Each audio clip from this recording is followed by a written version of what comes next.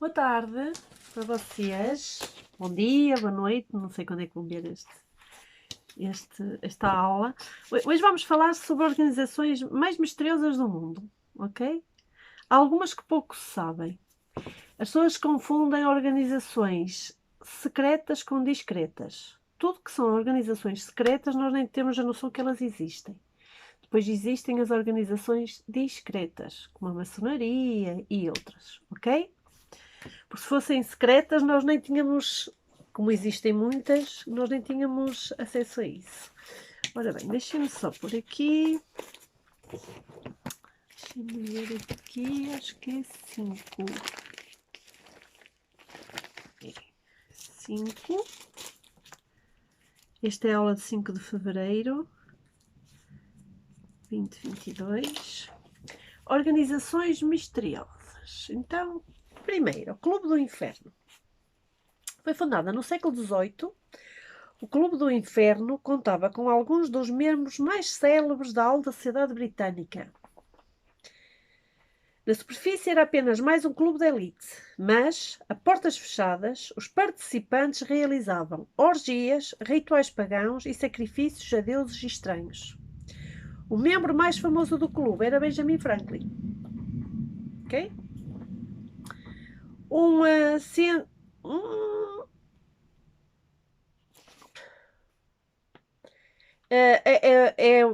Benjamin Franklin foi crucial, era uma figura crucial na luta pela independência da América. Mas um dos fundadores dos Estados Unidos possuía então um lado obscuro e sombrio. Recentemente, evidências, isto vocês podem ir pesquisar, evidências de algo macabro foram encontradas debaixo da sua casa em Londres. Em 11 de fevereiro de 1998, os responsáveis pelo restauro da casa de Franklin em Londres descobriu algo macabro. Um fémur humano. A escavação acabou por revelar os restos mortais de 4 adultos e 6 crianças.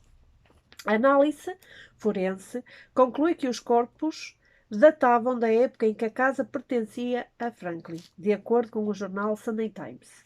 Os corpos tinham sinais de terem sido dessecados propositadamente. Estas pessoas foram vítimas de um violento ritual do Clube do Inferno? Foram sacrifícios humanos de uma sociedade secreta? Será que ainda existe esta sociedade secreta? O líder de um culto, que é o Crowley, já falei nele, eu falei imenso nele para quem se lembra, pelo menos do Círculo de Membros, no Livro do Diabo, aquele livro que eu li. Aliás, está aqui no canal, para quem quiser acessar. Teria mantido o estilo de vida do Clube do Inferno até meados do século XX. Crowley morreu em 1947, o ano da fundação da Sociedade Secreta dos 12 Majestosos. Os 12 Majestosos são a organização tão secreta, que nenhum indivíduo ou agente do governo jamais admitiu publicamente que ele existia, embora se saiba que ele existe. Suas origens remontam a uma misteriosa ordem executiva assinada pelo presidente americano Eric Truman. Se vocês repararem, estas pessoas do poder estão sempre envolvidas. Nela, ele teria. Não que eu tenha alguma coisa contra, pelo contrário. Nela, ele teria aprovado a criação de um grupo escolhido a dedo com as maiores mentes científicas dos Estados Unidos para supervisionar o programa ultrasecreto do governo de pesquisas sobre OVNIs que está na Área 51. A missão dos 12 Majestosos era recolher discos voadores acidentados e recriá-los para uso aqui na Terra. O resultado foi uma era sem precedentes de avanço tecnológico. Nunca os avanços tecnológicos cresceram tanto, andaram tão rápido como este tempo. Quando o presidente Kennedy assumiu o cargo em 1961, alguns alegam que Eisenhower alertou Kennedy sobre a confidencialidade e do aumento de poder que teria que ser dado aos 12 majestosos. Kennedy teria enviado uma série de memorandos secretos a Alan Dulles, o diretor da CIA, a pedir todas as informações a respeito de vida extraterrestre. Em 1054, astrónomos chineses, olhem bem isto, Astrónomos chineses anotaram que surgiu uma estrela no céu que era visível durante o dia. Como é possível isto? Vermos uma estrela durante o dia. Mas esta estrela brilhou durante 23 dias juntamente com o Sol, ao lado do Sol. De dia, ao fim de 23 dias, desapareceu e nunca mais ninguém a viu. Passaram 700 anos até haver um equipamento telescópico que foi apontado exatamente naquele local que os astrónomos chineses tinham indicado. E ali se viu os escombros. Onde é que eu ia? Ali se viu os escombros de uma explosão que hoje nos nossos dias é chamada de supernévoa, uma estrela gigante que ao acabar o seu combustível simplesmente puff, explodiu violentamente, atirando matéria para todos os lados. E aqui nesta aula eu vou-vos explicar como é que só quando chega ao ferro é que a estrela deixa de existir. Dependendo do tamanho dela, o que sobra do núcleo da estrela, prestem atenção. Eu mandei muitos livros para o pessoal do Círculo de Membros a falar sobre isto. Colapsa com uma força gravitacional tão forte que gera um buraco negro. Muitas vezes os buracos negros são o resto de uma estrela ou o que sobrou dela. Outras vezes formam estrelas de nêutrons ou pulsares que emitem radiação nas ondas de rádio que funcionam como faróis do espaço. Outras estrelas menores, elas dão soluços. Quando acaba o hidrogênio e chegam num nível que não conseguem mais processar hidrogênio, o que é que faz? Ela incha e esfria. Ela explode-se, tornando-se uma gigante vermelha, engole tudo o que está ao redor dela e dá outro soluço.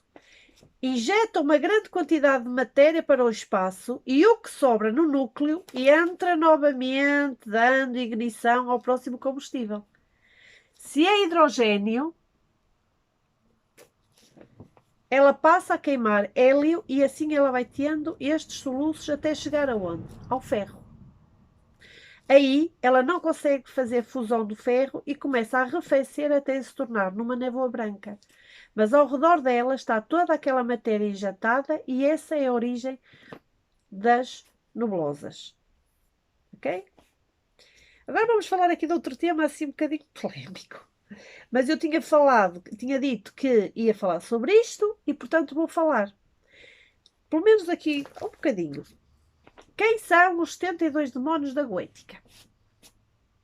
Aqueles demónios tão temidos que o pessoal morre de medo e a aparência dos anjos é tão tenebrosa como a deles, ou mais. No meio dos ocultistas não existe um consenso.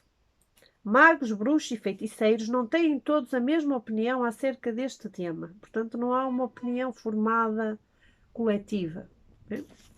Para Crowley, o ocultista britânico, porta-voz e canalizador da lei de Telemann, já falei sobre isto no livro do Diabo. Portanto, está publicado aqui. Quem quiser se aprofundar neste tema, vão lá. Aquele livro que vocês gostaram muito, do Giovanni Papini. Os demónios são fragmentos, partes ocultas da nossa mente inconsciente, regiões cerebrais inexploradas que abrigam tesouros para aqueles que têm coragem e se atrevem a ir em busca.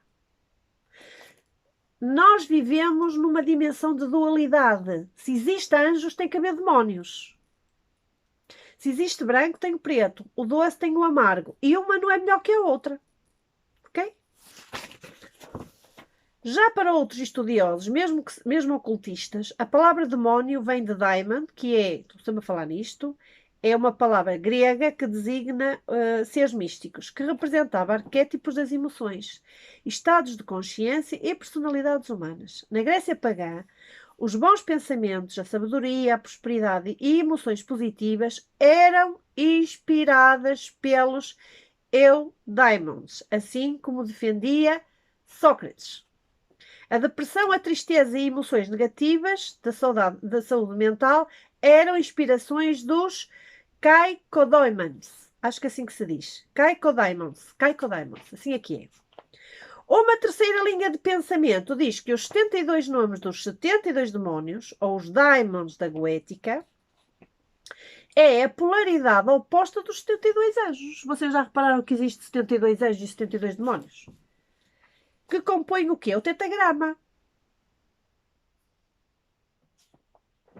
O nome Jeová, ou Xerá, Forrage, muitos acreditam ainda que os demónios são deuses de outras culturas e civilizações pagãs, que foram demonizados por processos das religiões abraâmicas.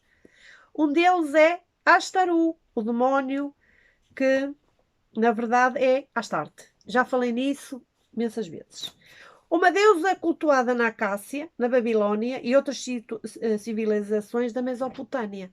Eu também tenho enviado livros a falar sobre isto, sobre a Mesopotâmia. A Adelaide sei que tem, e há outras pessoas que têm, mas que já não sei. Mas a Adelaide eu tenho a certeza que ela tem estes livros, porque eu mandei propositadamente. Se queremos alcançar a sabedoria forçosamente, temos de integrar o estudo de tudo aquilo que é oposto. Nenhuma visão radicalista é suficiente para chegar à verdade.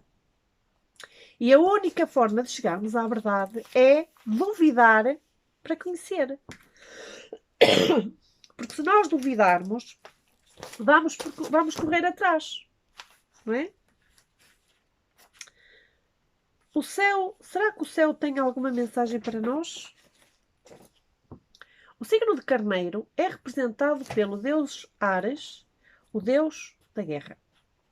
Não é apenas a energia do guerreiro, mas a capacidade de combate quando um problema bate de frente e que é muito difícil de resolução. Sandra Coelho, isto é para ti. Touro. É a deusa Afrodite e é uma importante energia divina. É o amor da beleza, do sexo. O sentimento de confiança e sua aparência. Caranguejo está associado à deusa Ártemis, a deusa da caça, da floresta e da lua. Então, os lugares escuros que são importantes, mas difíceis de navegar. Então, temos duas histórias desses 12 sinais, 12 energias divinas, todas diferentes. A primeira tipologia da personalidade nasce da nossa relação com o céu, ou seja, nasce onde? Nas estrelas. Nós olhamos para o reino celestial e nos vemos nele. Não é? Por isso é que temos tanto fascínio com essa parte universo e os espíritos e tudo que é oculto.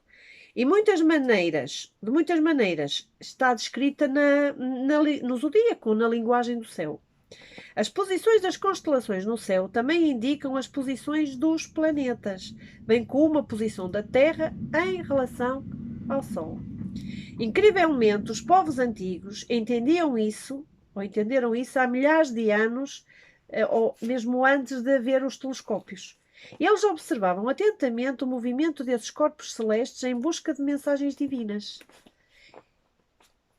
Abre aspas. Isso aparece muito na Bíblia, disse Chris Brennan, autor de livros astrológicos, A História dos Três Reis Magos, indo ao nascimento de Jesus, porque eles viram a estrela de Belém.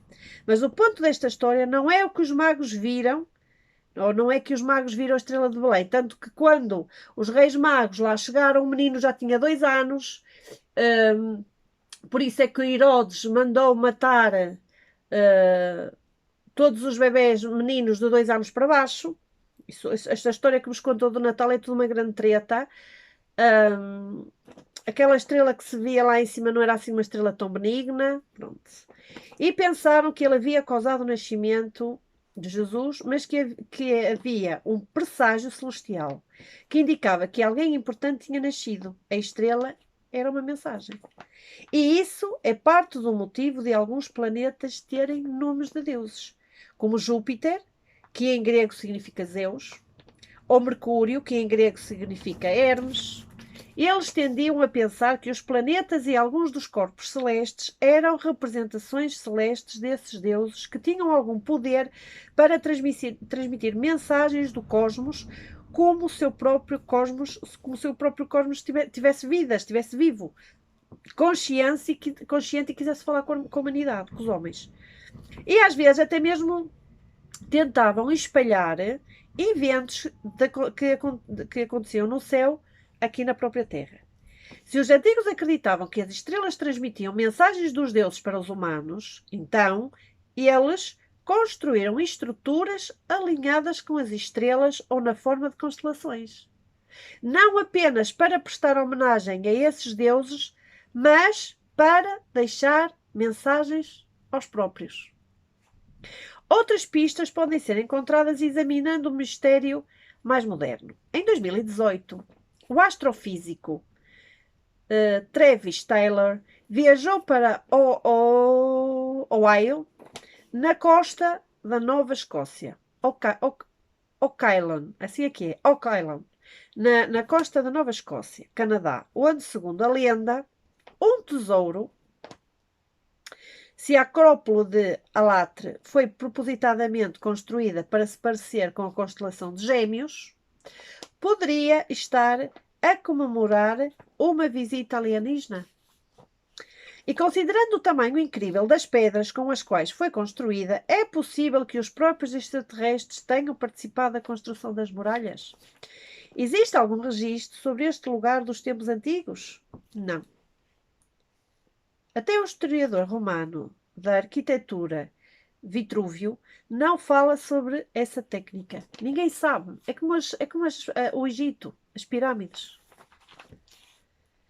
Em que época imagina que este local foi realmente... Em que época imagina que realmente este local foi construído? A arquitetura padrão afirma que foi construída pelos romanos. Os técnicos romanos eram muito bons, mas as técnicas romanas eram boas, mas eram basicamente... Eles construíam numa forma horizontal, nunca vertical, nunca para cima. Era tudo... mesmo as pontes, era tudo a direito. Estradas. E usavam pedras relativamente pequenas. Então é muito difícil acreditar que isto foi construído pelos romanos. Tem que ser anterior aos romanos, muito mais antigo. Seja lá quem tenha construído a Acrópole de Alatre, estava a tentar mostrar alguma coisa. Elas estavam a tentar mostrar o zodíaco, a constelação de Gêmeos. Porque eu desenhei como eu consigo. Tem exatamente